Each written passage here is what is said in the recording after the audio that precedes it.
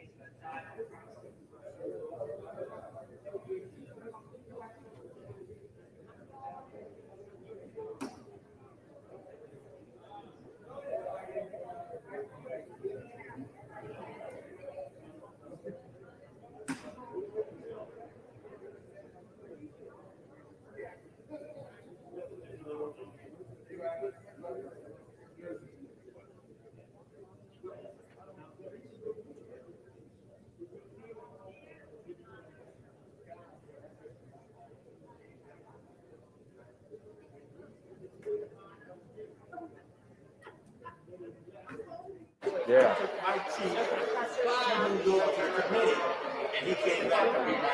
Yeah, I met him in Texas at one of.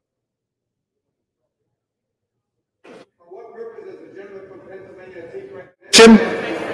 Mr. Speaker, the member designated by Mr. Lawson of Florida, pursuant to House Resolution 8, I inform the House that Mr. Lawson will vote yea on the agreed H.R. Resolution 11. Higgins.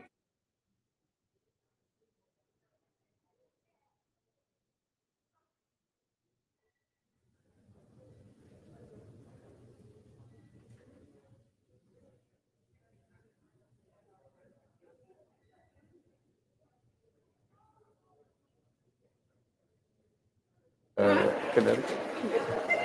For what purpose does the gentleman from Connecticut seek recognition? Thank you, Mr. Speaker. Mr. Speaker, as the member designated by Mr. Larson of Connecticut pursuant to House Resolution 8, I inform the House that Mr. Larson will vote yes on H-Con Res 11. As the member designated by Mr. Langevin of Rhode Island pursuant to House Res 8, I inform the House that Mr. Langevin will vote yes on H-Con Res 11.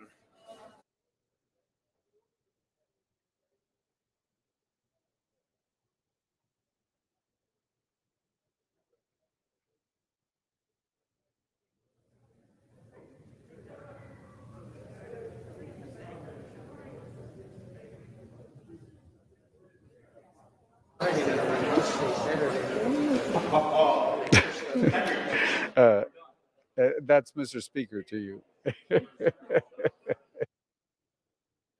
Does the gentlewoman from California seek recognition? Mr. Speaker, as a member designated by Mr. DeSagne pursuant to H. Res. 8, I inform the House that Mr. DeSagne will vote yes on H. Con Res. 11.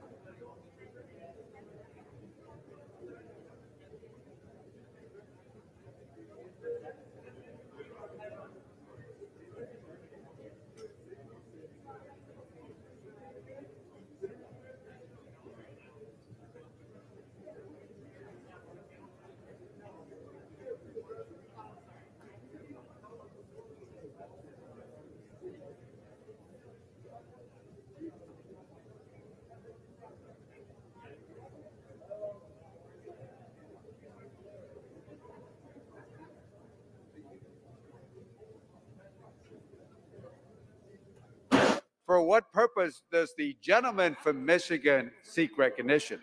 Mr. Speaker, as the member designated by Ms. Lawrence of Michigan pursuant to H-Res 8, I inform the House that Ms. Lawrence will vote yes on H-Con Res 11.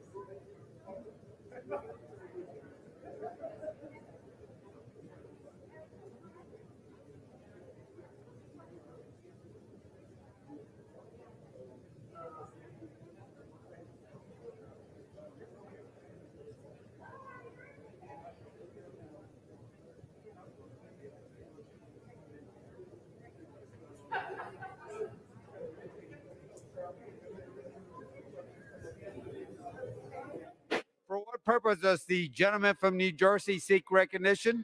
Mr. Speaker, as the member designated by Ms. Bonnie Watson Coleman pursuant to H-Res 8, I inform the House that Ms. Watson Coleman will vote yes on H-Con Res 11.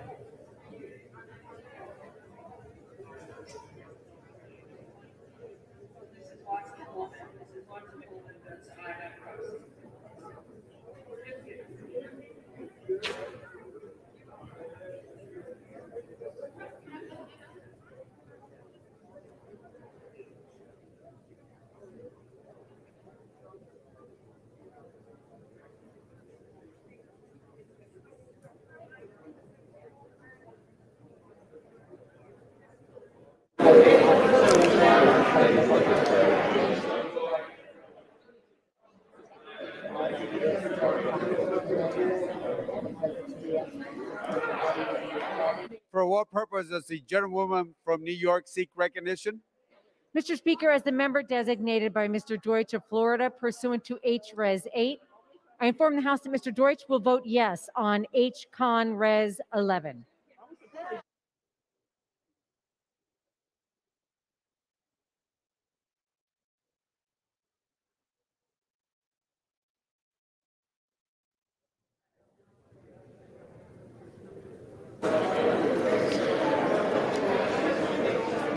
For what purpose does the gentlewoman from Illinois seek recognition? As the member designated by Mr. Rush pursuant to H-Res 8, I inform the House that Mr. Rush will vote yes on H-Con Res 11.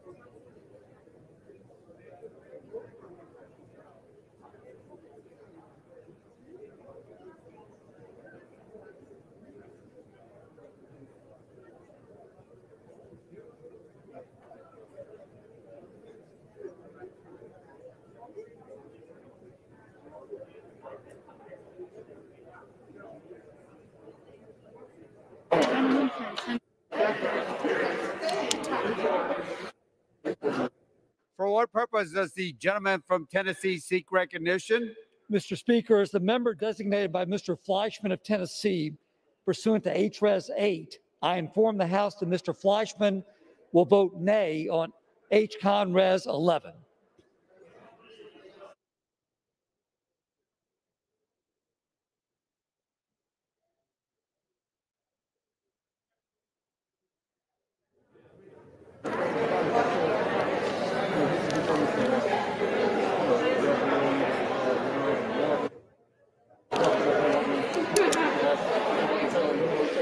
For what purpose does the gentleman from Massachusetts seek recognition? Is the member designated by Ms.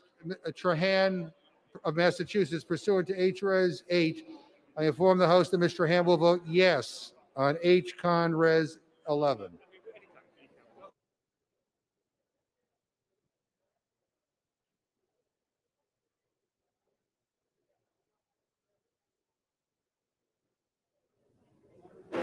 For what purpose does the gentleman from California seek recognition? Mr. Speaker, as member designated by Congressmember Napolitano pursuant to House Resolution 8, I wish to inform the House that Congressmember Napolitano will vote yes on H-Con Res 11. And Mr. Speaker, as member designated by Congressmember Roybal Allard pursuant to House Resolution 8, I inform the House that Congressmember Roybal Allard will vote yes on H-Con Res 11.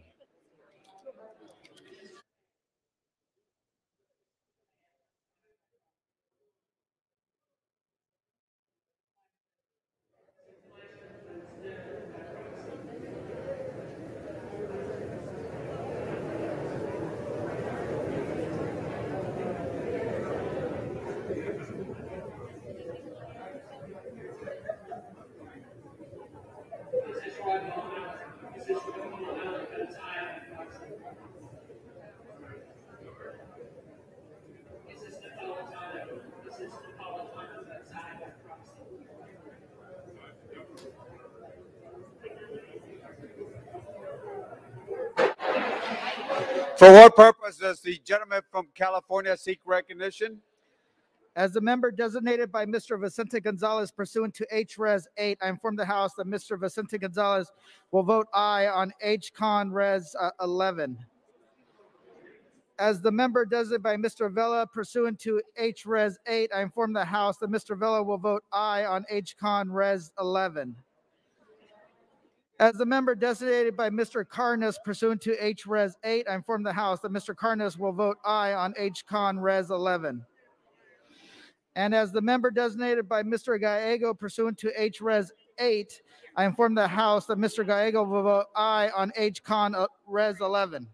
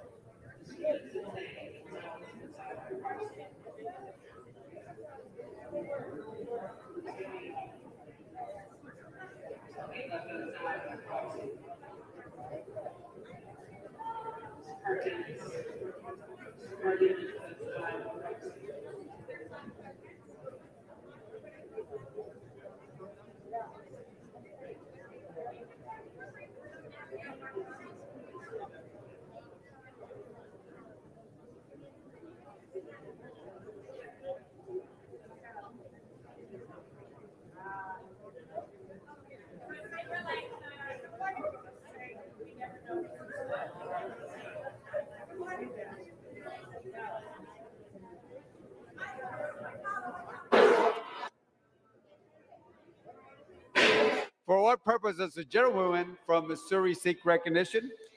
Mr. Speaker, as the member designated by Mr. Billy Long of Missouri pursuant to House Resolution 8, I inform the House that Mr. Long will vote nay on H. Conres 11.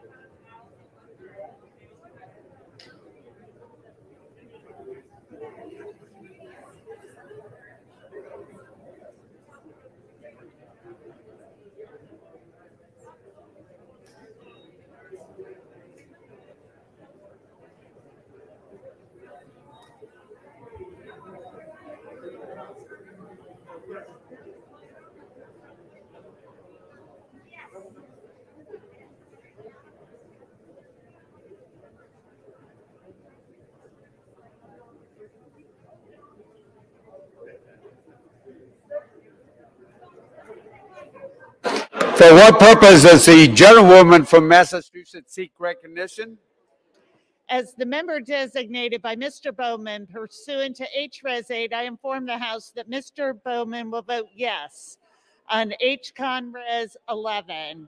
As the member designated by Mr. Cooper pursuant to H-Res 8, I inform the House that Mr. Cooper will vote yes on H-Con-Res 11. As the member designated by Ms. Frankel pursuant to H-Res 8, I inform the House that Ms. Frankel will vote yes on H-Con-Res 11. As the member designated by Ms. Jayapal pursuant to H-Res 8, I inform the House that Ms. Jayapal will vote yes on H-Con-Res 11. As the member designated by Mr. Lynch pursuant to H-Res 8, I inform the House that Mr. Lynch will vote yes on H-Con-Res 11. And as the member designated by Ms. Meng pursuant to H-Res 8, I inform the House that Ms. Meng will vote yes on H-Con-Res 11.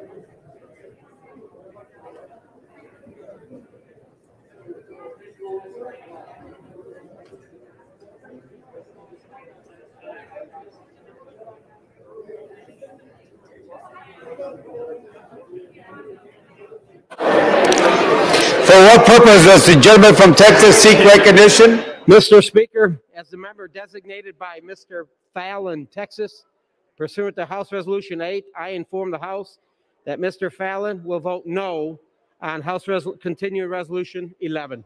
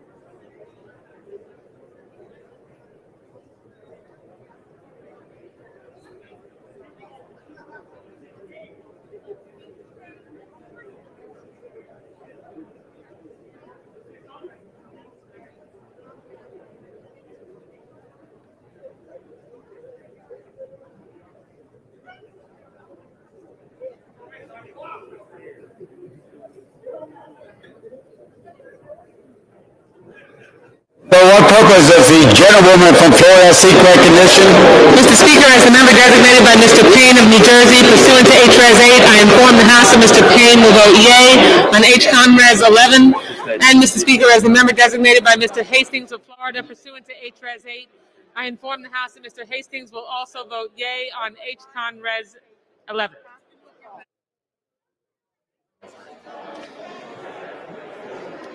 For what purpose does the gentlewoman from Missouri seek recognition?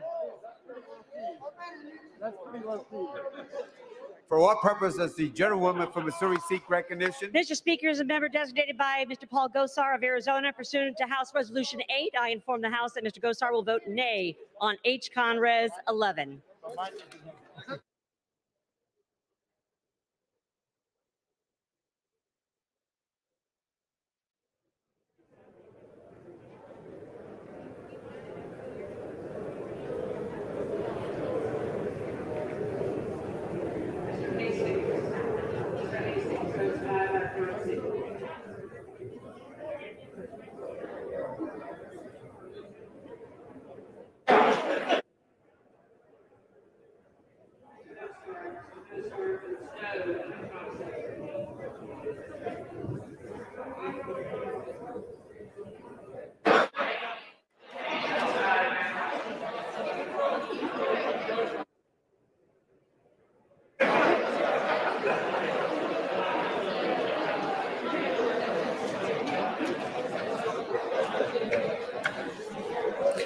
For what purpose does the gentleman from Texas seek recognition? Mr. Speaker, as the member designated by Mr. Vern Buchanan of the great state of Florida, pursuant to H.Res. 8, I inform the House that Mr. Buchanan will vote nay on House Con Res. 11. I yield back. For what purpose does the gentleman from New York seek recognition? As the member designated by Chairwoman Zoe Lofgren pursuant to H.Res. 8, I inform the House that Chairwoman Lofgren will vote yea on H.Con. Res. 11. As the member designated by Chairwoman Carolyn Maloney pursuant to H.Res. 8, I inform the House that Chairwoman Maloney will vote yea on H.Con. Res. 11. That is correct. Frank Mervan.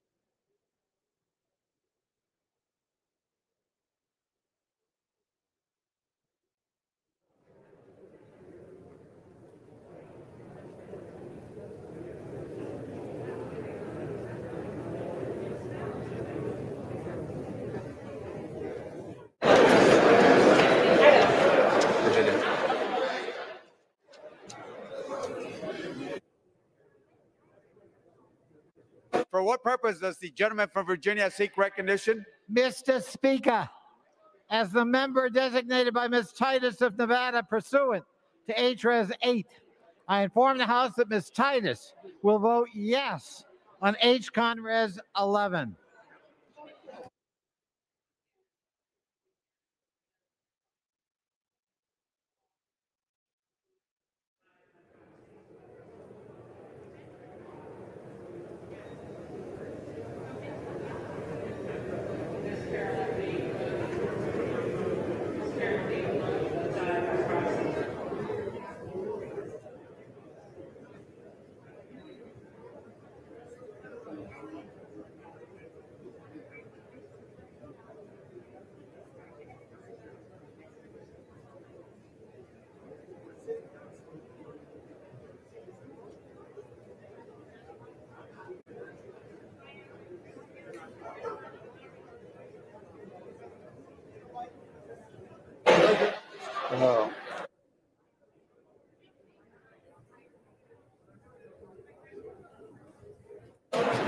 For what purpose does the gentlewoman from Michigan seek recognition?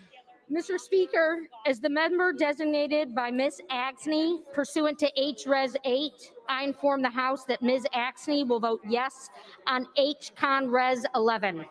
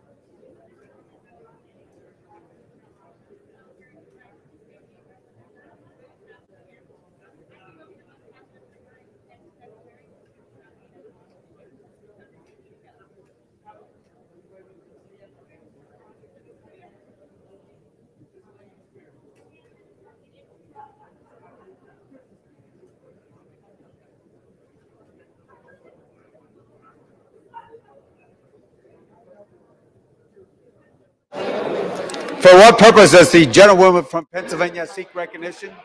As the member designated by Ms. Spears pursuant to HRes 8, I inform the House that Ms. Spear will vote yes on HCon Res 11.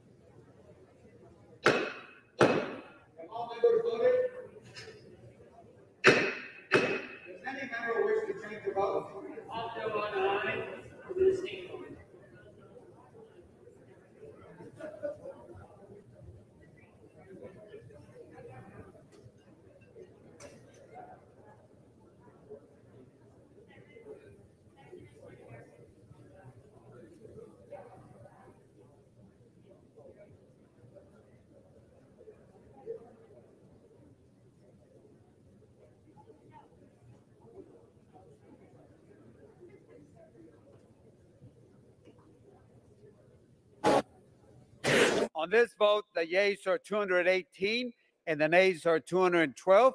The concurrent resolution is adopted. Without objection, the motion to reconsider is laid on the table.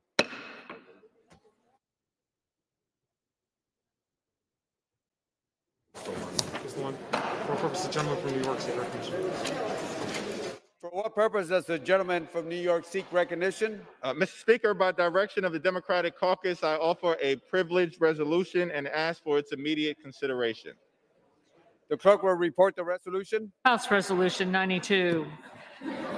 Resolved that the following named members be and are hereby elected to the following standing committees of the Gentleman House from of New York be considered as read and printed in the record.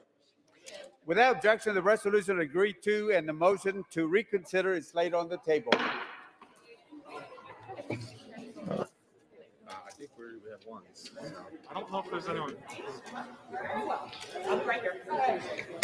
Could I have a, let me clean up for you. The wipes, sir, are at your feet. Oh, Hello, yes, Sarah. Hello, and is that your money? You know, I don't think so. Yeah? I got my wallet here, so I don't think.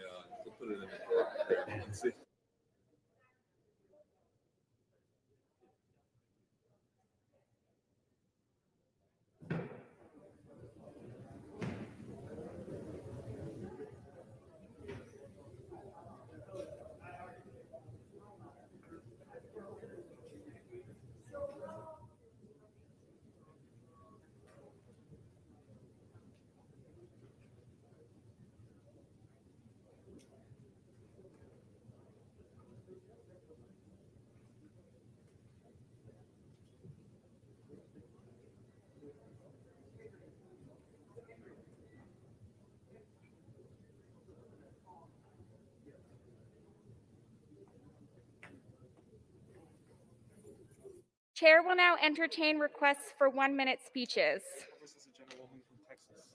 For what purpose does the gentlewoman from Texas seek recognition? Madam Speaker, I ask unanimous consent to address the House for 1 minute. Without objection.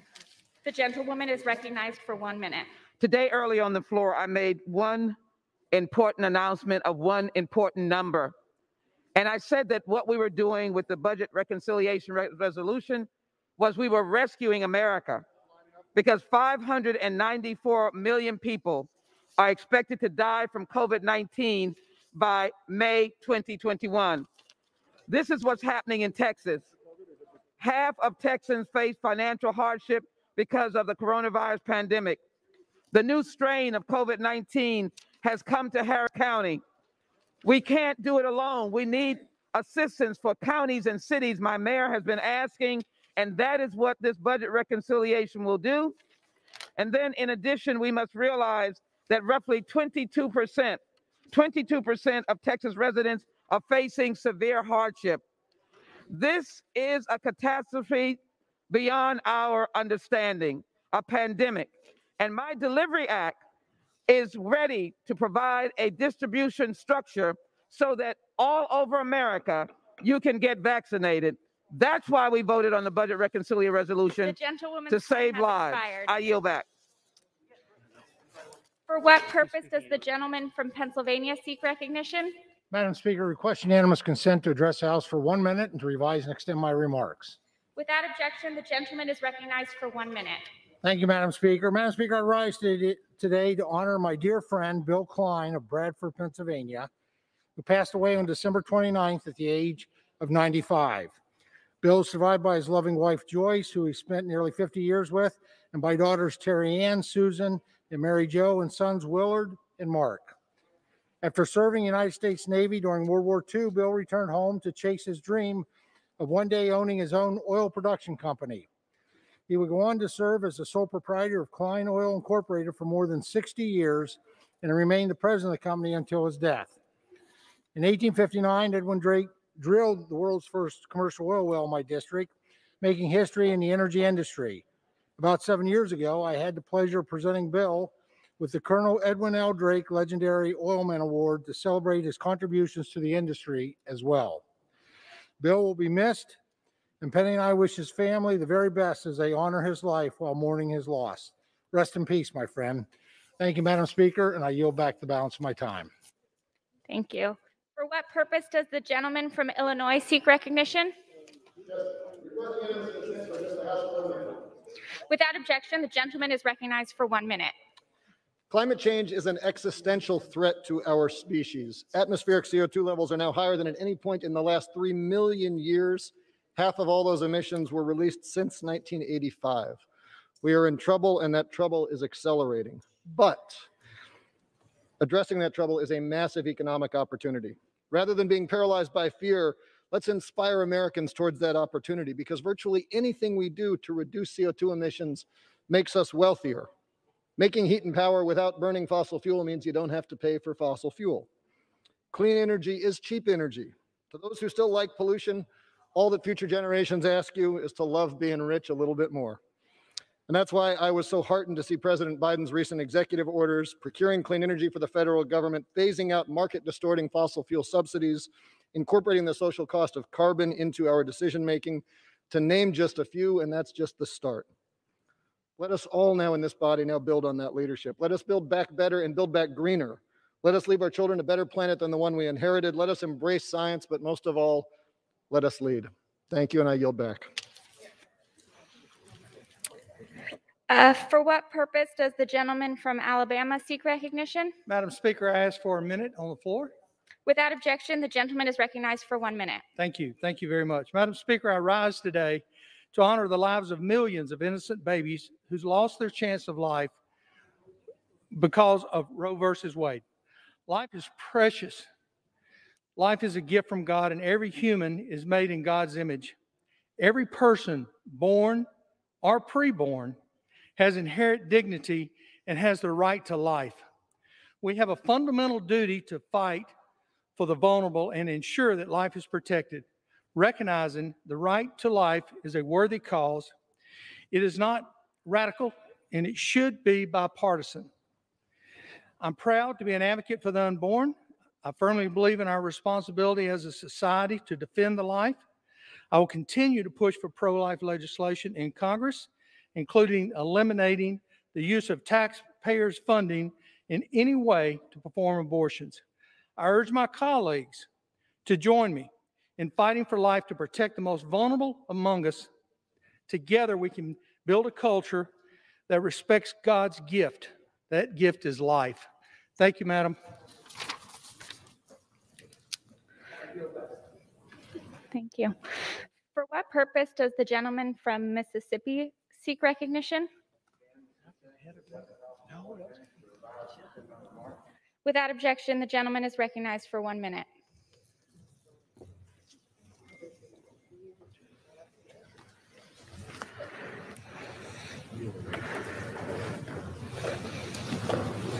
Madam Speaker, I rise today with a heavy heart. On February 1st, South Mississippi tragically lost Hancock County Sheriff Deputy Lieutenant Michael Boutte in the line of duty. His end of watch was Monday, February 1st, 2021. Boutte was a passionate servant in our community, and he will be greatly missed by many. He is remembered for his service, not only as a distinguished law enforcement officer, but also as an Air Force veteran who served in Operation Desert Storm. In everything he did, Boutte wore his smile with pride and compassion. A tireless leader in his community, Boutte was responsible for organizing the Silver Alert System and National Crime Night Out for the city of Diamond Head. He was also honored with the Life Saving Medal and awarded the Officer of the Year Award by the Waveland Community Unity Organization in 2018. Boutte made our community and his loved ones immensely proud. Our state and our nation owe him and his family a debt of gratitude for his service and sacrifice.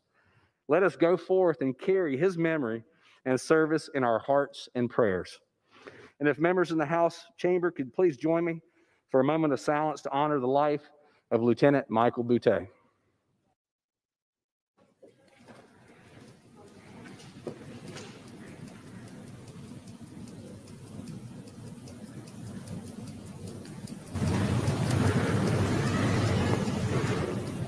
Madam Speaker, thank you. I yield back. Are there any further requests for time?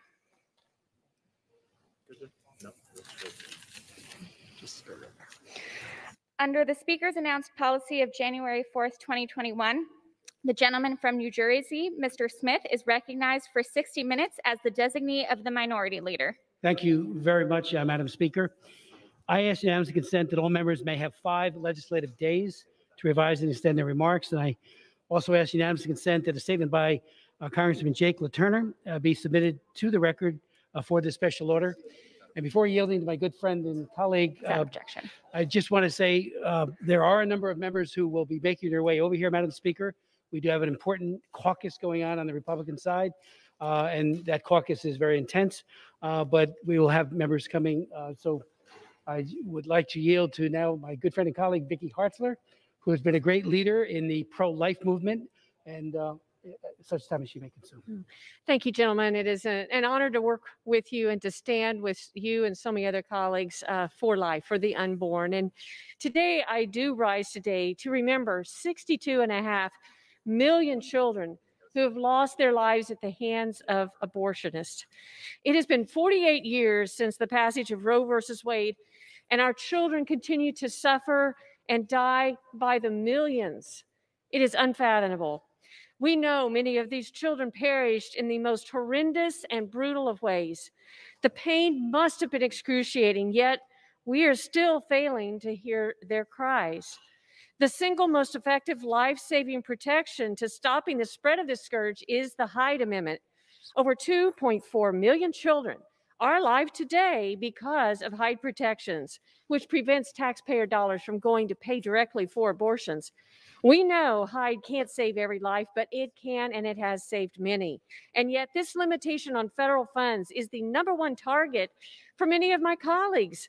Eliminating Hyde protection will cause more child deaths, not less. But I also rise today to remember women like Keisha Marie Atkins and Jamie Morales, who died as a result of the abortion procedure. I also remember the women who mourn the loss of their babies, who suffer physical, emotional, and spiritual trauma from their abortions.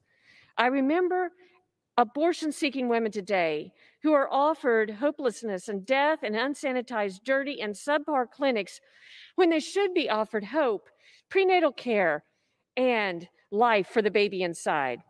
Today is a day of remembrance, so let us not forget the women and children who have suffered and perished from abortion. Let us hear their cry and silence them no more.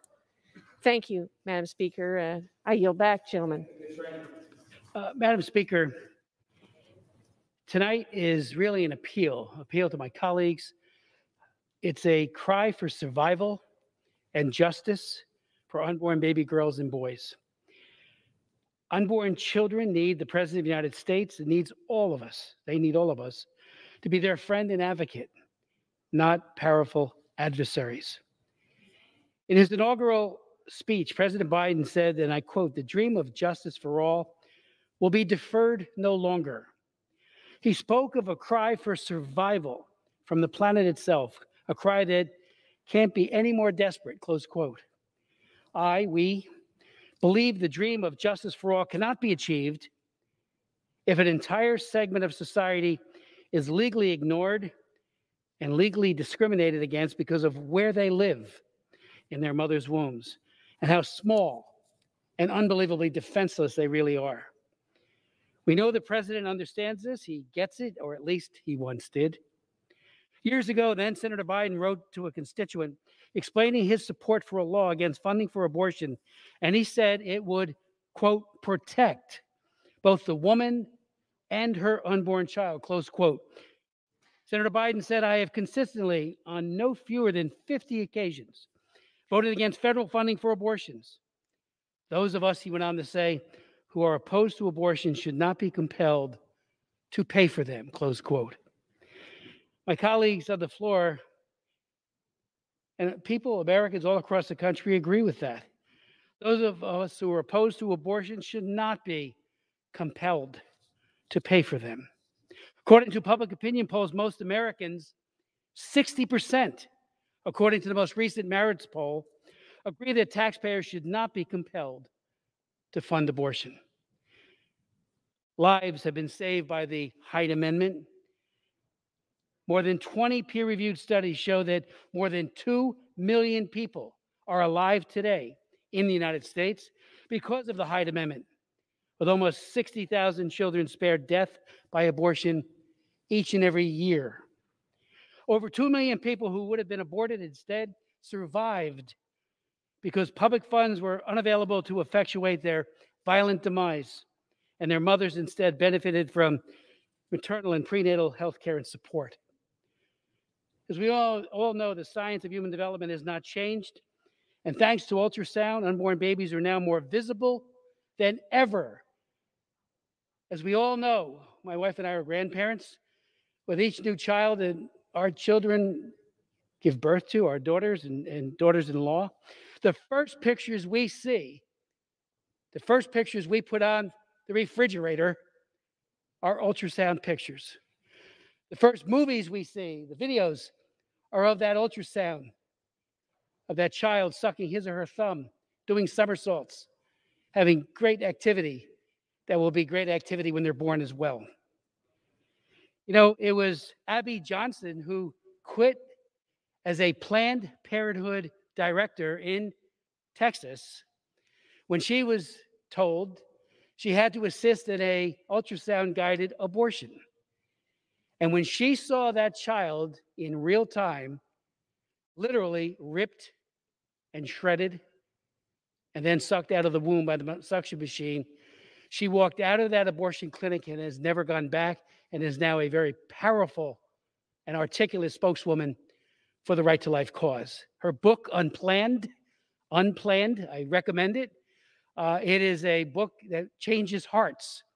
She was on the other side for years, so much so she was the director of a Planned Parenthood clinic. And yet when she saw the deed itself, the dismemberment of that child, she walked out and walked out forever. The same goes for guys, abortionists like Bernard Nathanson, who said, once you see that ultrasound, and he was one of the founders of NARAL, a very large abortion rights organization, he said, I've come to the agonizing conclusion that I presided over 60,000 deaths. And he too became a pro-lifer. And ultrasound and prenatal surgery, where the babies were treated as patients, not as a being to be extinguished or exterminated, changed his mind. Growing numbers of Americans are shocked, Madam Speaker, that the methods of abortion include dismemberment. They include the literal decapitation of this helpless child. And of course, drugs like RU46 starve the baby to death before he or she is then forcibly expelled from the womb. The multi-billion-dollar abortion industry is very clever, and they cleverly market the sovereignty of choice while going to extraordinary lengths to ignore, trivialize, and cover up the battered baby victim. Abortion violence, Madam Speaker, must be replaced with compassion and empathy for women and for defenseless unborn babies. We must love them both. Birth is an event that happens to all of us. It's not the beginning of life. That child is just as vibrant before birth as after, just too big to continue inside the womb. Sadly, more than 62 million babies have been killed by abortion in the United States since Roe versus Wade, a loss of children's lives that equates with the entire population of Italy. I truly believe that someday future generations of Americans look back on us like we look back on people who did other things in previous centuries and years back. They'll look back on us and wonder how and why a society that prided itself on human rights could have effectuated and enabled the loss of so many defenseless babies. 62 million and counting. Madam Speaker, last week, President Biden overturned the Protecting Life and Global Health Assistance, the Mexico City policy.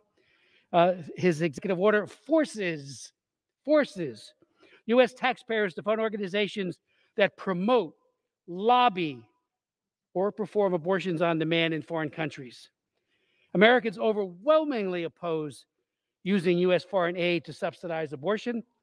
The Marist poll just last week, found that more than 3 in 4 Americans, 77%, oppose using tax dollars to support abortions in other countries. 77%. Let's use those tax dollars to combat AIDS, to help people with malaria. And I am the author of the reauthorization of the PEPFAR program, the AIDS program, that is now in effect. It was originally sponsored by our good friend and colleague, Henry Hyde, and George W. Bush was one of his greatest achievements. That's where our foreign policy dollars and foreign aid dollars need to be spent, on nurturing. There's nothing benign about dismembering an unborn child or giving poisons that effectuate their death. Among other pro-abortion executive orders, on January 29th, the president announced steps to resume funding to the UN Population Fund, even though that agency has supported China's forced abortion policy for decades. Madam Chair, I've chaired hearings, 66 of them, on combating human rights in China over these many years. I've been here 41 years. And I can tell you that China treats its unborn and its women in the most horrific of ways. In the 1 child per couple, now 2 child per couple, where coercion is used to enforce it, has led to massive, massive losses of life and broken women. And the UN Population Fund has been right there, cheerleading, supporting, aiding and abetting these crimes against women and children. Finally, Madam Speaker, by reason of their age, dependency, immaturity, inconvenience, or unwantedness, unborn children have been denied justice. And the president calls, we all want justice. And they have been rendered legally persona non grata. Yet their cries for survival, using the president's words, can't be any more desperate than they are. These children need the President of the United States to be their friend and advocate, not another powerful adversary. They need us to be their friend and advocate, and not powerful adversaries. I'd like to now yield to my good friend and colleague, Mr. Latta, who I believe is next, such time as he may consume. Well, I appreciate the gentleman for yielding. And Speaker, first I want to thank the gentleman for his decades of support for life and the unborn in this country, and for everything he's done. So thank you very much. Since 1973, more than 62 million innocent unborn babies' lives have been taken by abortion in this country. Tragically, abortion continues to put women in danger, takes the life of an innocent child, and fails to recognize the dignity of all lives, regardless of how small. In 2017 alone, there were roughly 860,000 abortions in the United States. That number is far greater than the population of the district I represent, Ohio's 5th Congressional District. While the overall abortion rate is decreasing, the rate of using chemical abortion is going up, accounting for roughly 39% of procedures that year. I'm proud that my legislation, the Save Moms and Babies Act, would recognize chemical abortions for what it is, dangerous. Thankfully, there is still reason for hope. 3/4 of Americans, including a majority of who identify as pro-choice, want significant restrictions on abortion. This is most certainly thanks to the growing pro-life movement advocating for the protection of the unborn children who deserve the dignity of life. Without the right to life, we truly have no other right. And I thank the gentleman for yielding, and again, for all of your work. Madam Speaker, I yield back. Thank you very much. I thank my good friend for his leadership and for his bill, which will save lives. I'd like to now yield to Congresswoman Ashley Hinson from Iowa, a new member, but a member who has secured an important post on the Appropriations and the Budget Committee. Thank you to the gentleman. And thank you, Madam Speaker. Good evening. I rise today as a voice for the voiceless. Since Roe versus Wade was enacted by the Supreme Court decision 48 years ago, 62 million abortions have been performed. 62 million.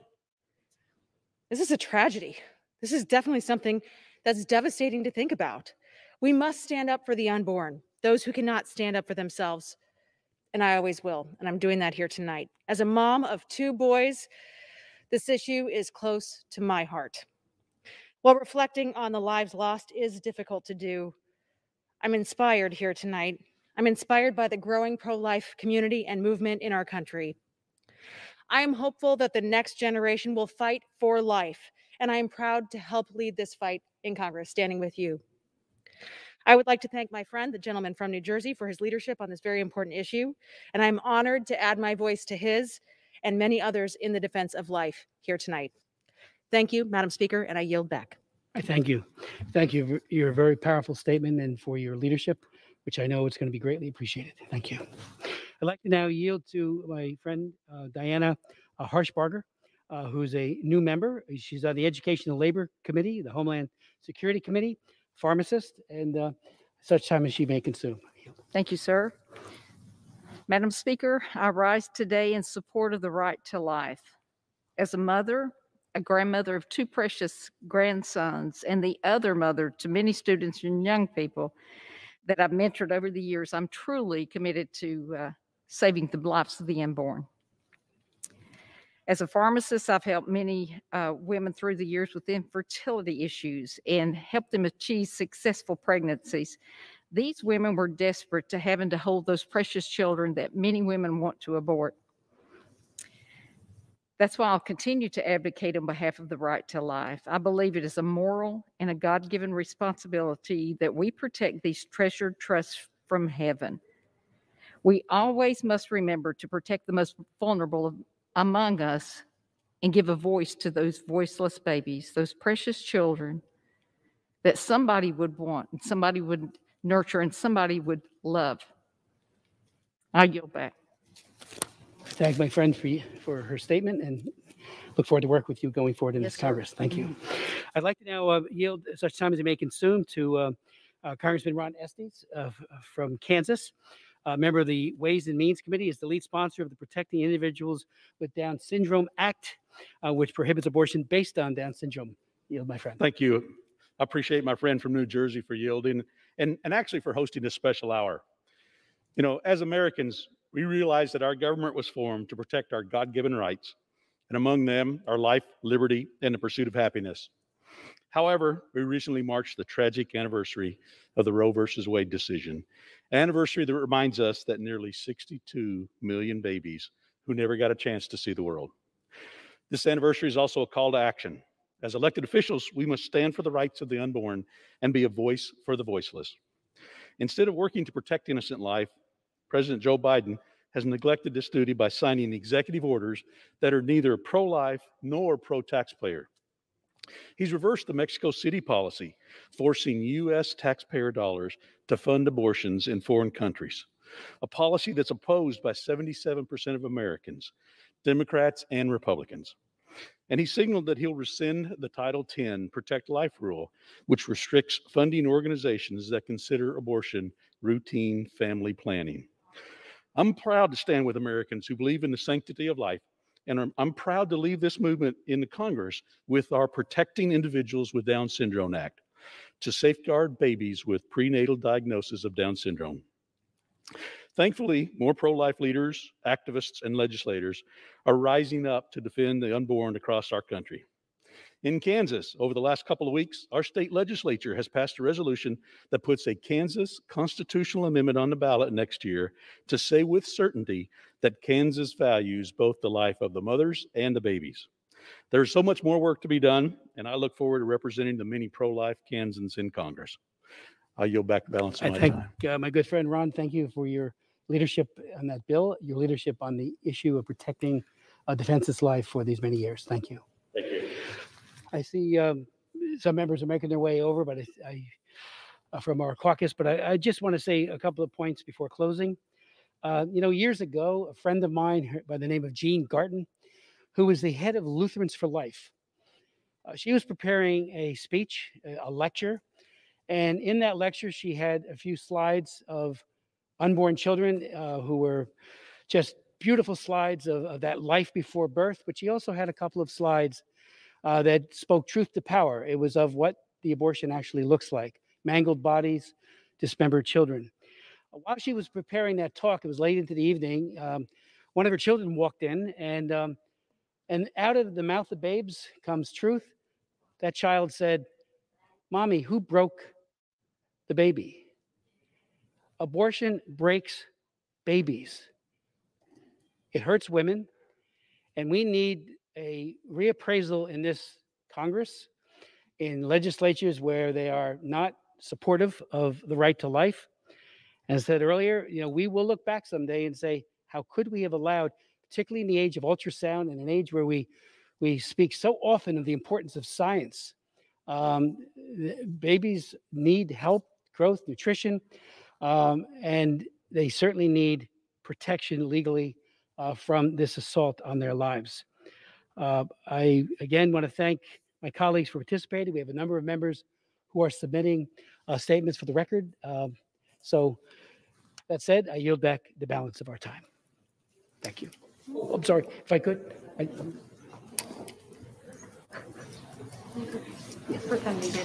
Yeah. Okay. I yield my friend and colleague such time as she may consume.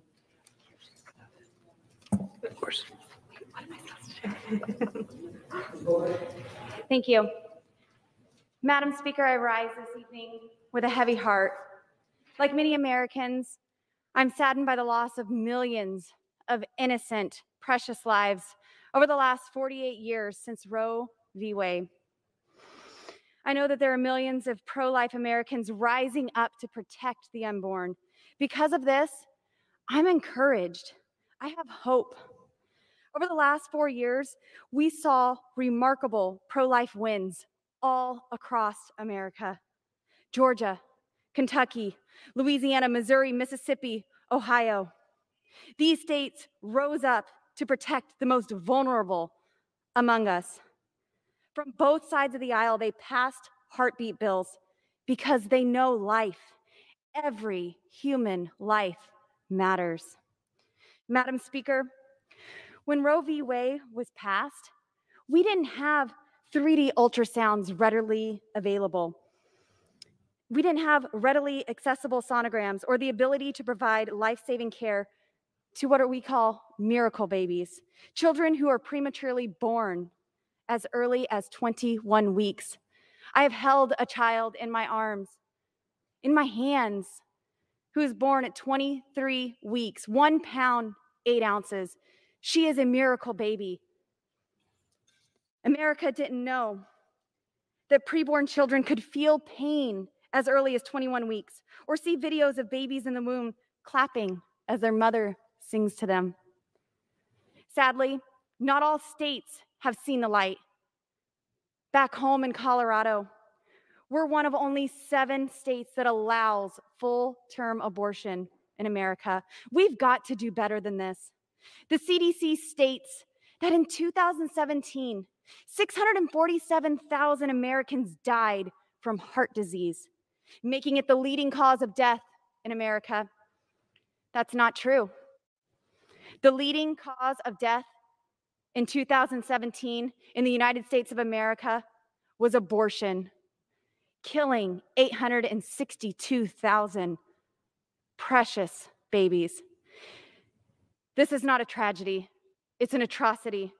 Madam Speaker, I am the mother of 4 children, 4 wonderful boys who I am raising to be men. I am raising my boys to love America, to love people, and to always do their best. I've been in the doctor's office and I've seen my baby boys tossing and turning in my womb. They're my children. They're made in God's image, in His likeness, and they have a God-given purpose and a plan by their Creator who knows them intimately and deeply, loves them, has a plan, a future, and a desired outcome for their lives. And it's my job to raise them according to God's bent.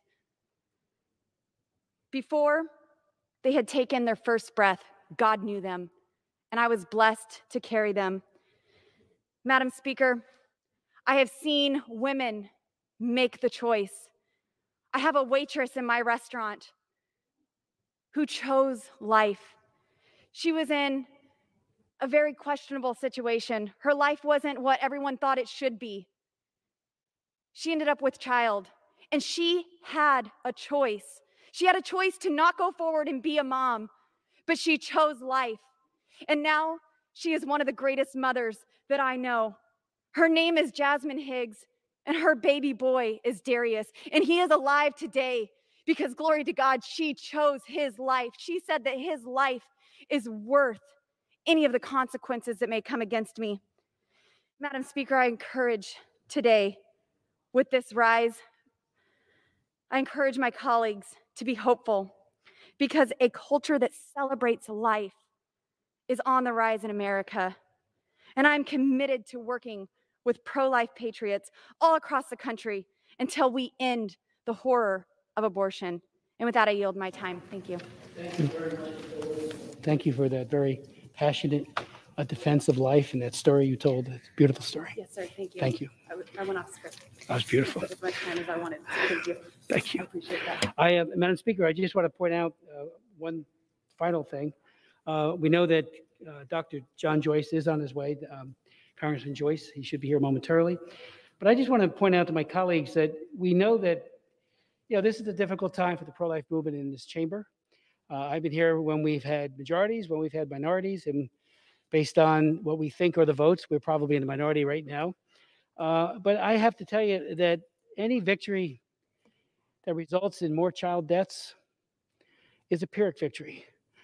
It is no victory at all. These children deserve respect. They deserve our love, and their mothers as well, not the violence of abortion. I would point out, too, that we do face these enormous challenges. And I've been in this movement for 48 years, so I think I could say this with some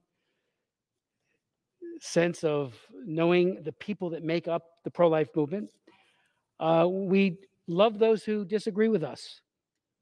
We respect even those with whom we fundamentally disagree, even when it's not reciprocated. It's all about respect from womb to tomb and for each other. So as the debates heat up, as we go through this session of Congress, we will, with respect, hear you. We disagree fundamentally because we do believe that it is a truth and a fact that these children are deserving of respect. We are joined so I want you to know this will be a very rough couple of years for the pro-life movement in this House. It's happened before. I was here when Bill Clinton had majorities in both houses and when Barack Obama had majorities in both houses. But we will persevere. We will never quit because these children's lives are worth it. I'd like to now yield to my good friend and colleague, Rick Allen, a member of the Ag Committee, the Education and Labor Committee. Thank you, Congressman Smith, for your work on this important endeavor. And I appreciate you hosting this opportunity to lift up the sanctity of life. I think there would be no debate that every life is precious and worthy of dignity and respect. Jeremiah 1:5 says, "Before I formed you in the womb, I knew you."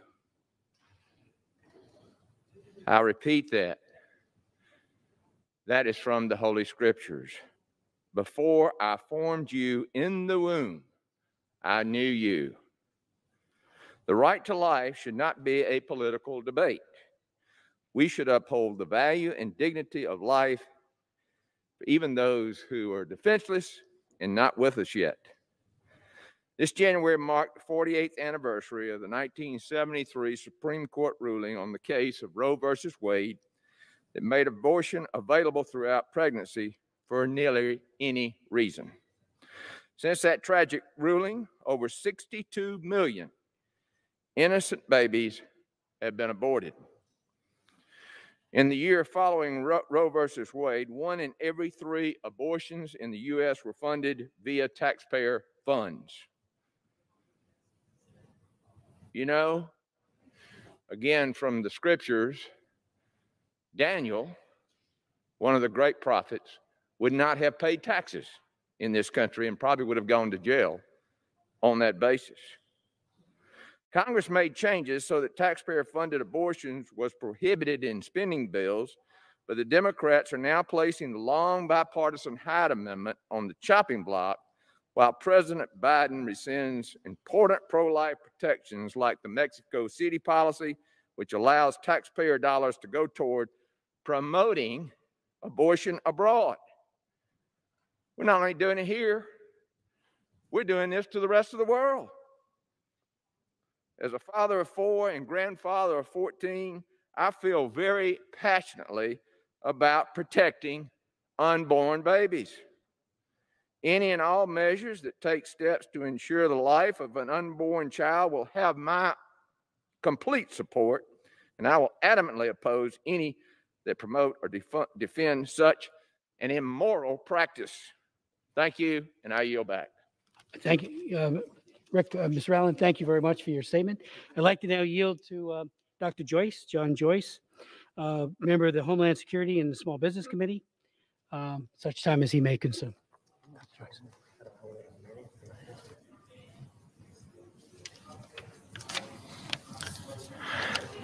Madam Speaker, every precious life is made in the image of our Creator. And as image bearers, each person is deserving of fundamental rights, including the right to life. As a doctor, I took an oath to protect all human life. That unequivocal truth was the foundation for my medical career, and it has continued through my work here in the United States Congress.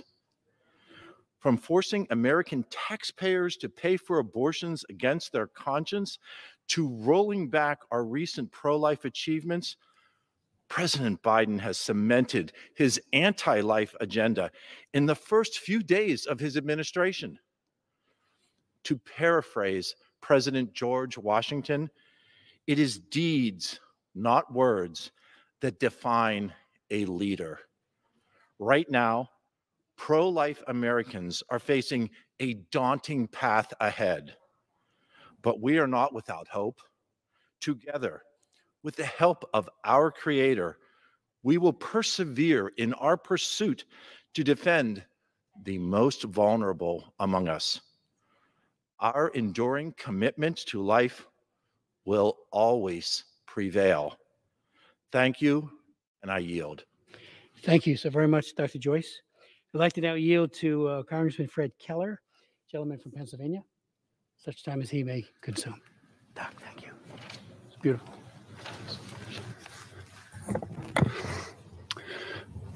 Madam Speaker, since the Supreme Court wrongly decided Roe v. Wade 48 years ago, we have lost 62 million lives to abortion. Any loss of life to abortion is not only heartbreakingly preventable, it is completely unacceptable in our modern society. This pin I always wear on my collar, these 2 little feet, represent the exact size and shape 10 weeks after conception. Every day as I put this pin on my collar, I reflect on the millions of lives cut short and the innovations, ideas, and improvements lost to our world. If anything else was extinguishing life on the same scale as abortion, every American would be up in arms, fighting to right that wrong. Why is the sanctity of life any different? As members of Congress, if we're not willing to fight for life, what are we willing to fight for? The Lord has blessed me with 2 children and now 3 grandchildren. Every individual can attest to the indescribable feeling of joy meeting a newborn for the first time and holding that child. Our Creator has a plan for every single one of us, and I will work tirelessly to ensure every life has the chance to realize its full potential. Thank you, and I yield back. Leadership. Madam Speaker, one of my friends now for quite a long time is the niece of the late Dr. Martin Luther King. Alveda King is her name. Now, Dr. King used to be pro-choice, very strongly so. She actually had 2 abortions. And then she became pro-life. And she has become passionately pro-life, not just for the babies, but maybe even more so for the women. She has said, how can the dream of my uncle, Martin Luther King, survive if we murder the children? That's her quote. But she speaks and reaches out to women who are post-abortive with such compassion, as do so many organizations and women, to women who have had abortions, to help them, to love them, to care for them. Alveda King is an example to be followed. Like her uncle and his bold and tremendous civil rights leadership, she argues, again, she's the niece of Dr. King, that this is the new civil rights movement and we need to protect and provide legal protection for these innocent unborn babies. I'd like to now yield to Dr. Babin, Brian Babin, member of the Transportation and Infrastructure and Science and Space Technology. Dr. Babin is the sponsor of HR 28, Protecting Life in Crisis Act. So I yield such time as he may consume. Thank you to my good friend, Representative Chris. We really appreciate you, Representative Smith. Madam Speaker, I rise today in solemn memory of the 62 million innocent lives who have been aborted since the tragic ruling on Roe versus Wade. Tellingly, earlier this week, as my wife of 48 years and I welcomed our 17th grandchild into the world, I was reminded of just how precious life really is. Unfortunately, the Biden administration has already shown a blatant disregard for the unborn of our nation. The president has promoted abortion at home and abroad by reversing the Mexico City policy and by taking the first steps and rescinding the Protect Life rule known as HIDE. And although the fight for life will be an uphill battle under this particular administration, we will never give up. Life is just too important. In our Declaration of Independence, it is written that we have the right to life. That's the first of the unalienable rights that we are granted, the right to life. And although the fight for life will be tough this administration, we will resolve ourselves to continue this battle. At a time when Americans are so deeply divided in our nation, I pray to our good Lord above that we unite in the belief that life is precious and it should be defended at all costs. May we be the generation that will see Roe v. Wade overturned. Thank you. I yield back. Thank you very much, Dr. Babin. We have no further requests for time. Madam Speaker, I yield back the balance of our time. Thank you. The gentleman yields back.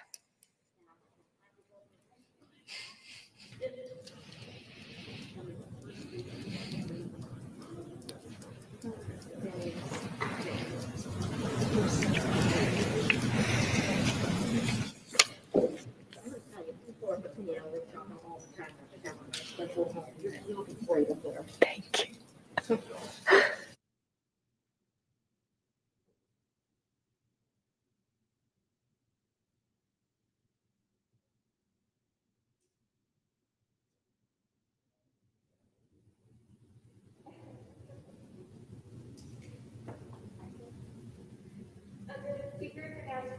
January 4, 2021, the chair recognizes the gentleman from Arizona, Mr. Schweikert, for 30 minutes.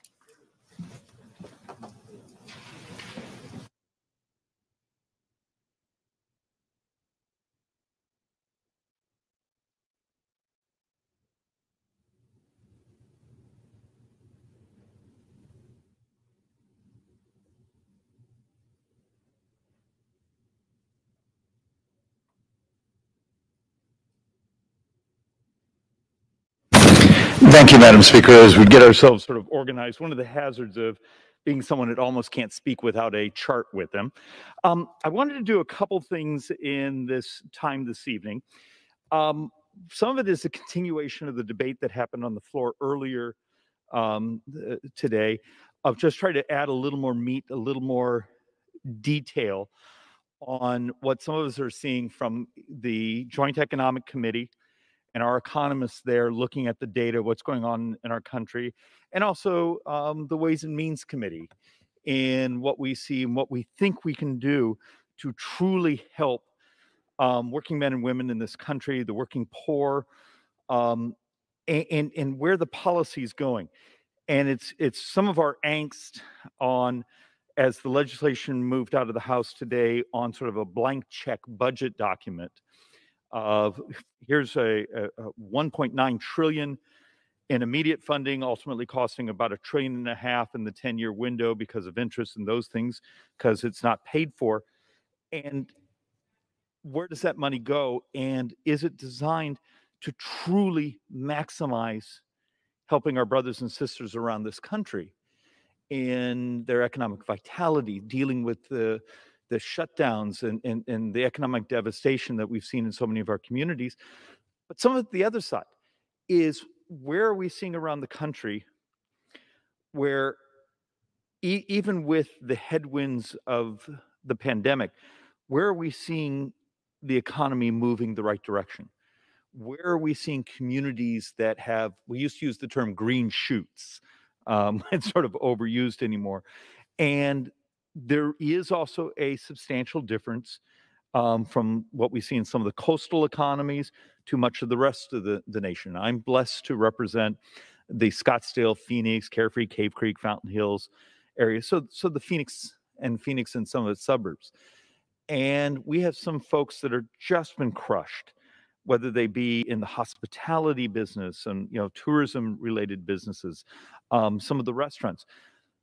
But yet we've been shocked at also how healthy our economy has been because of the creativity of some of these very same people finding other ways to survive.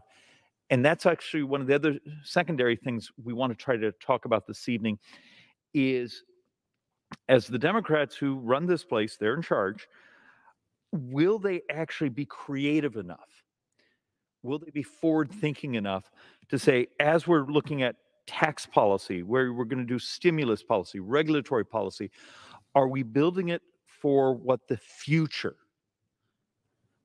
of the economy looks like, for the future of opportunity, and will it be designed to actually help all Americans? So some simple examples, and I'm going to then use some of the display boards. We know there's already $1 trillion sitting in bank accounts at the Treasury right now that are supposed to be helping schools, states, others who are in need right now. And instead today we spent all day debating 1.9 trillion of new spending over the next year, instead of saying, hey, there's $1 trillion sitting in these accounts.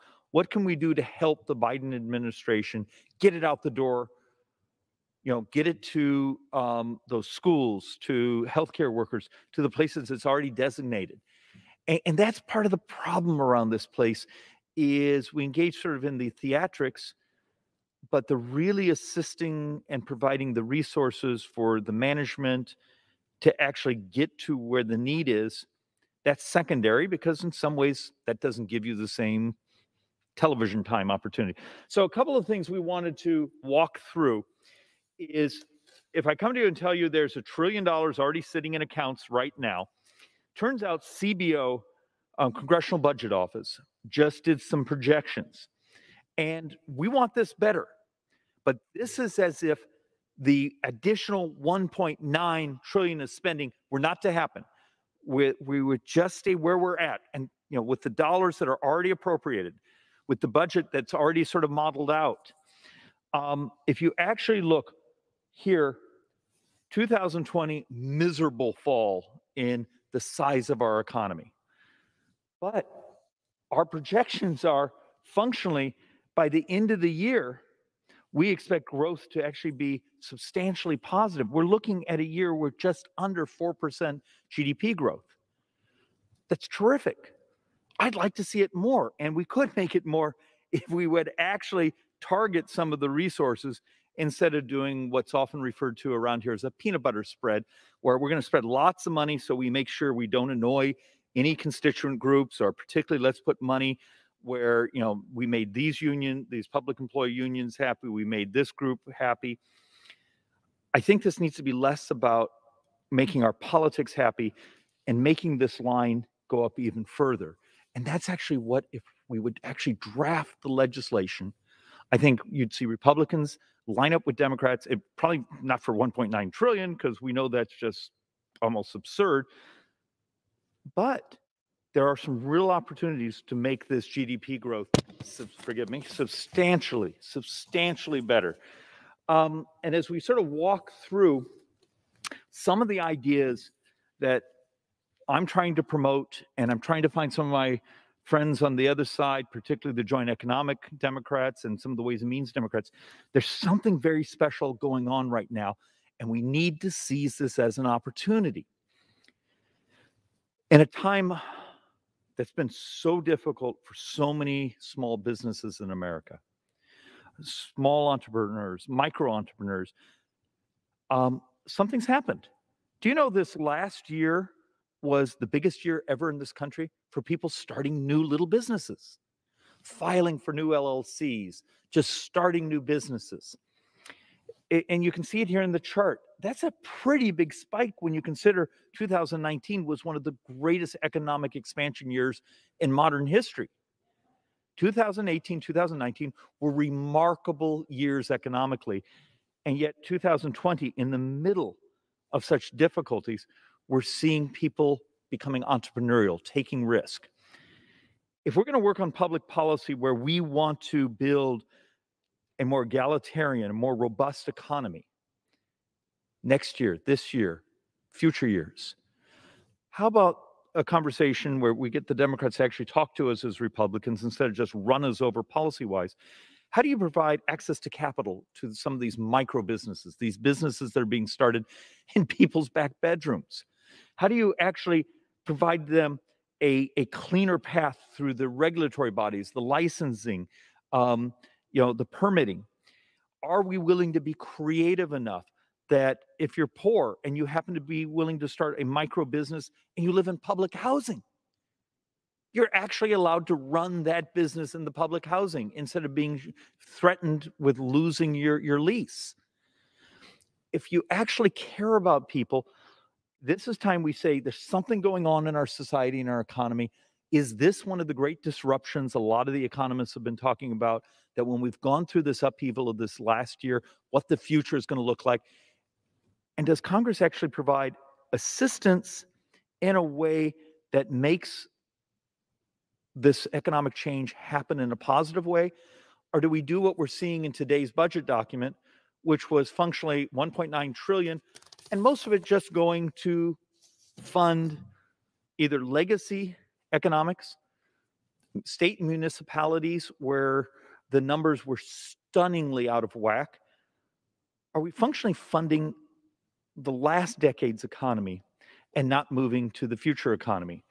And how I can try to explain this, if you'll take a look at the bottom chart here, I put two charts on one board. You'll actually see spending per government job lost. And the only point I'm trying to make with this board is there's about $350 billion set aside in the Democrats' budget reconciliation bill. There's been about 350,000 jobs lost in the government sector. But let's first just do it by states. If that money were used for states, that's $1 million a job. If it's all of them, it's still $350,000 a job. This is actually how, if you actually say, here's the problem, here's the math of how much money is in that bill, you start to realize something's not lining up. And I desperately hope we can actually have an intellectually honest conversation saying, you want to help states and municipalities, but we know from the Census Bureau and it was as of the end of third quarter, because that's the last number we had, state revenues were up. State and local revenues were up over 17% last year, which is remarkable to think about, because it's unlike everything we've been told. Yes, there's municipalities around this country where their revenues have been crushed. There are also the very municipalities that have been most aggressive in their shutdowns. Maybe those are places we need to look at and figure out how we help them. But the math is the math. And state and local revenues up, if you take the entire country, are up rather dramatically. The top part is part of the argument of targeting. If you're going to have impact in the country while spending lots of money, do you spend it in a way where you actually put the money in places that, let's be honest, don't need it? Or do you put the money to those who are truly hurting? And we can actually tell, because we can see it just in the aggregate, this is actually about commercial bank deposits. And this is telling us big businesses that got access to capital, wealthier people that actually got certain types of stimulus. Stunning rise of cash sitting in banks right now. Do the Democrats actually intend to hand these same people that much more money? So it's part of what we're arguing for is, please, could we actually take a step back and understand the data? It's not slowing things down. It's actually not sticking money into the very pockets that actually don't need it. The brutal political part is the folks that actually have these huge deposits, they're also the ones that often finance those campaigns. So let's actually walk through, and this one's a little tougher, and I probably will do more on the floor on it in the future because I want to go into some depth. $15 minimum wage. Okay. I'm one of those who genuinely, desperately wants to find ways to help the working poor. Understand what was accomplished in 2018 and 2019. There seems to be this fear of actually acknowledging that there was an economic miracle going on. It was the fastest rise of wealth and income for the working poor in modern history. It was the first, not 1, but 2 years in modern economic history where income inequality in this country actually shrank. If you say you end up with a society that becomes dangerously fractured as income inequality splits and splits and splits apart, there should have been joy in this body in 2018 and 2019 when that very income inequality shrank. The left can make whatever reason, excuse, but they need to at least acknowledge it happened. The working poor's wages went up dramatically. Nutrition, if you care about hunger, it was the first time in modern years where what do they call it? Food fragility, food stress actually shrank. These are good things. Maybe we need to take a step back and say, what did we do for 2018? What did we do as a body for 2019 that created such prosperity where revenues, so tax receipts is the proper way to call it, Ways and Means, tax receipts actually went up. If you actually did inflation adjusted dollars, I think we had the number 2 and number 3 best years in US history post-tax reform. We need to have an honest dialogue, and I know this is really difficult for the left. There's things for us on the right that are really difficult, but the fact of the matter is, whether it's been the things that changed in regulation, whether it's the things that changed in our tax code, whether it was the adoption of technology, there was lots of things moving in those couple of years there. But the fact of the matter is US society got much healthier, and not at a cost to the Treasury. If the truth here is we care about where we're going economically, we care about the economic stress, we care about the working poor, is a $1.9 trillion spending stimulus while ignoring the fact we had a couple of years where we actually had success in shrinking income inequality. Maybe we need to understand what we did there and do more of it. And there's a reality here.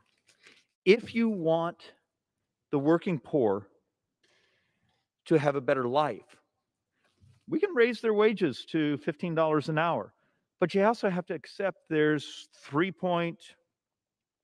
I think one of these charts says it's like 3.2 million American workers in that working poor category who are going to become much poorer because they will lose their employment. And we'll actually spend some more time on a couple of these boards in the near future to try to understand, do you do what happened in 2018 and 19, where what we saw is wages almost everywhere in the country were substantially above the minimum wage because of the scarcity of labor. Labor became valuable. There's also another controversial subject we're going to have an honest discussion in. Immigration issues in regards to the importation of low-skilled labor. Because it was somewhat restricted in that time, competition for labor actually shrank, therefore their value of that labor went up. So there's a combination of a robust economy, a tax code that's working, earned income tax credit and things of that nature being expanded, and also not flooding the market with others with similar skill sets. A couple others we want to just sort of walk through. And this one is actually sort of difficult to get our heads around, but it's the math. Total monthly spending effects of first and second, we should have put an and there, stimulus payments by household income. What you find is when you get up into the higher income, almost none of the money actually was really getting spent. It functionally went into make people's bank accounts more robust. When you went down, you saw more of the money actually getting spent. All we're trying to argue here is if you're going to do direct stimulus to individuals, great, but make sure it's not going into populations that actually aren't going to spend it because you don't get any multiplier in the economy. And there's lots of good data on this. And you saw it actually in a previous chart when you saw how much is just sitting in bank accounts right now.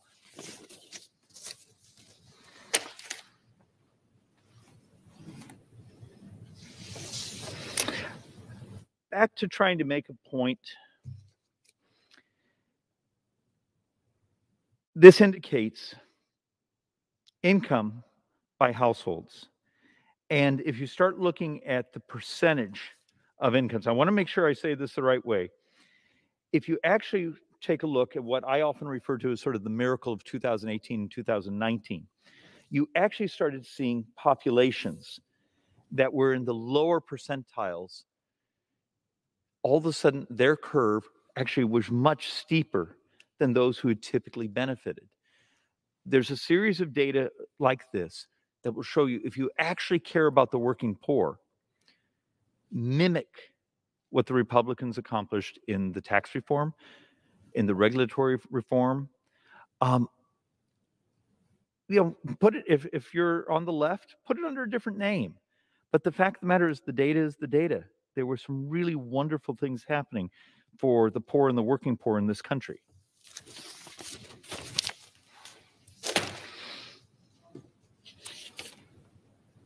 Yeah.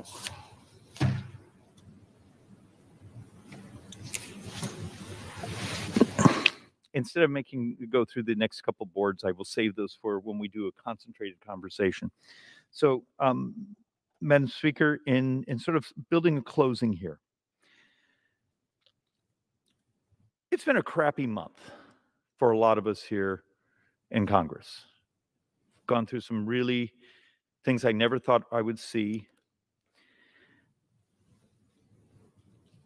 But I always thought, even outside when many of us are standing in front of microphones and we're being a bit hyperbolic, thinking that the only way voters will actually hear our words is when we tell stories because math is too difficult.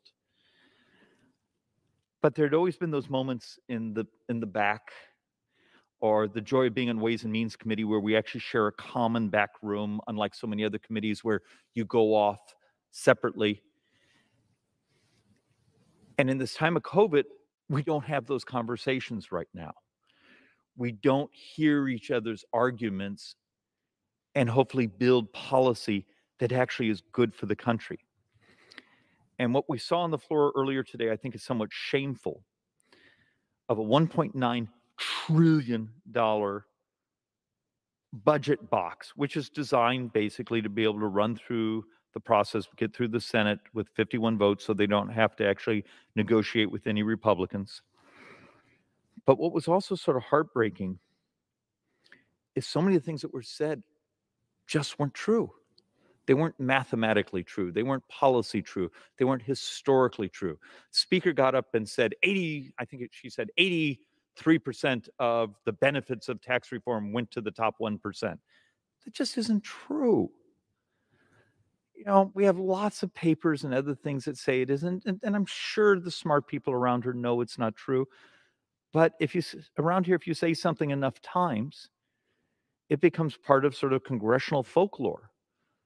To be correct, it's 25% of the benefits went to the top 1%, but they also pay just a stunning percentage of federal income tax. How do we ever build policy, particularly for economic growth, for opportunity, for everyone, and actually build a much more, shall we say, fair and egalitarian society, when the debates we have, so much of the discussion is make-believe? The math isn't true. Yet, if we say it enough times, you'll actually hear it resaid over and over. I will argue that's actually where a lot of the crisis is around here. My family joke that Daddy works in a place that's a math-free zone was meant to be funny. It wasn't supposed to be true. Problem is, it is true. How do you make public policy in times of difficulty when you want to have an economic future that's good for everyone? When so much of the debate has so little to do with the truth. I double my commitment leading the Joint Economic Committee, our economists, our team. I know we've all committed to work with our Democrat colleagues on finding the things that look like they work and do more of it. I desperately hope we can find some Democrats who are less bathing in partisan rage, or whatever the proper term would be, and are willing to actually look at the math that will be good for all of us, good for the country, good for someone like myself that has a 5-year-old that I want her future to be amazing. Because I truly believe this country is actually, our society is actually on the moment of an economic disruption that if we can get policy right, the next couple of years can be pretty darn amazing. The next decade could be just awesome. But right now, our regulatory policy, our reimbursement policies aren't there. How do we get the conversation to move back to things that will actually make this future amazing, instead of just burying my 5-year-old daughter in more debt? And with that, Madam Speaker, I yield back. The gentleman yields back. Pursuant to Section 5A1B of House Resolution 8, the House stands adjourned until 10 a.m. tomorrow for morning hour debate and noon for legislative business.